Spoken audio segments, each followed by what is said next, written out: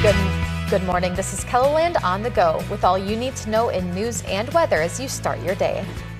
A standoff ended peacefully yesterday in Sturgis.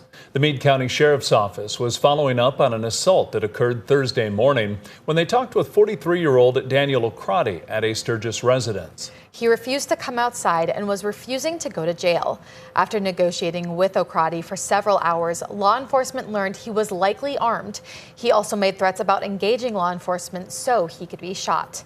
At about 3:30 p.m., O'Crotty surrendered peacefully and was transported to the Meade County Jail. He's been charged with aggravated assault, domestic violence, false imprisonment, simple assault, and unauthorized use of a motor vehicle. A man with a history of domestic abuse is back behind bars, and a prosecutor says his crimes are escalating. 21-year-old is charged with the attempted kidnapping of a woman who was on her way to work. According to court documents, it's his fourth arrest this year involving the same victim. Diego also faces stalking charges. Court documents say he made around 100 phone calls to the victim in the hours leading up to the attempted kidnapping. He's also accused of sending her nearly 200 messages on Facebook Messenger in a little over an hour last week. He's being held on a $50,000 cash-only bond. Senator Tim Johnson's funeral will be held this morning in Sioux Falls. We will have a special report starting at 10 a.m. Central Time to take a look back at U.S. Senator Tim Johnson's life and legacy. After that, the funeral service will be held at 10:30 a.m. at Our Savior's Lutheran Church in Sioux Falls. KELOLAND News will have live coverage of the service on air and online. Now let's get a check of our weather with meteorologist Scott Munt. Going to stay breezy out there today, Scott? Yeah, strong southerly winds again today, eastern KELOLAND. We could see wind gusts over 30 miles per hour in the east and southeast. Otherwise, northerly winds, western, central, and northern South Dakota. That's where the cooler temperatures will come in. Numbers will range from the 40s and 50s across western South Dakota to the middle 70s in southeastern KELOLAND. And a quick look at the forecast for this coming weekend. We may start with light rain showers tomorrow morning. Then expect a slow decrease in cloud cover later in the afternoon. Looks like Sunday will be a warmer day when compared to Saturday. Brian will have more details on your forecast coming up. Thank you, Scott. An organization dedicated to helping kids is marking a milestone. The South Sioux Falls Kiwanis Club is celebrating 70 years. The club has raised more than $1 million over the decades and uses the money to help fund projects at nearly 24 local nonprofits. About 30 people are currently members. These people have a heart for serving people, and especially kids. Being a father myself, it's welcoming to know people that care about.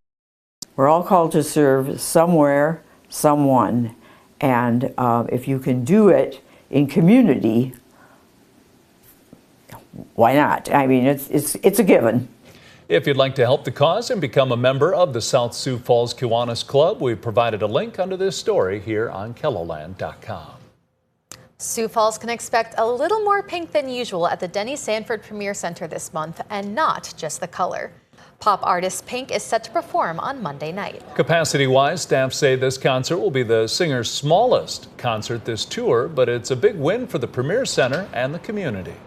It will be close to 30 semi-trucks. That'll be the biggest one that we've ever done. I'm not sure about the weight of the show as far as how much they're going to hang, but I think it's going to probably be a top 3 or 4 of all time.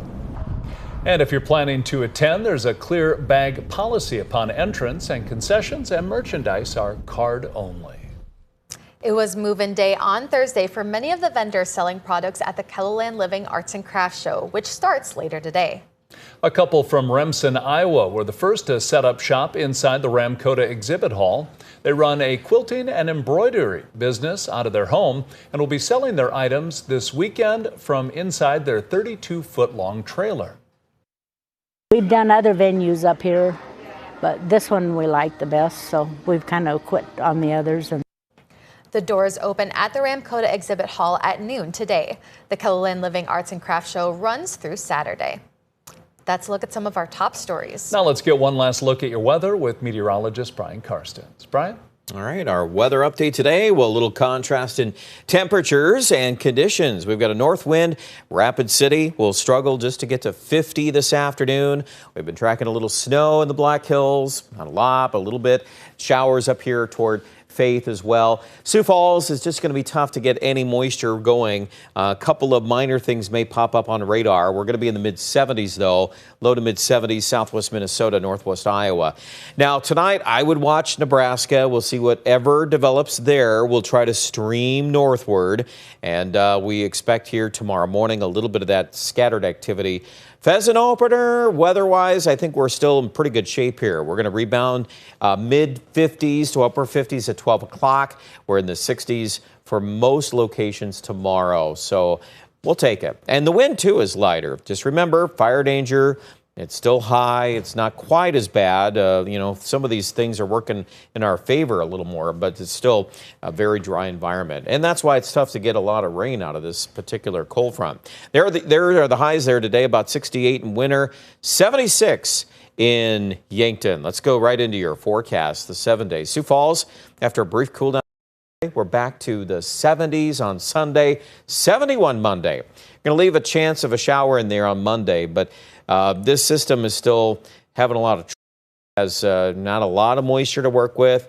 We'll see. Got a couple more days here to kind of watch that. Aberdeen, a 20% chance of rain on Monday. We're in the 70s early in the week.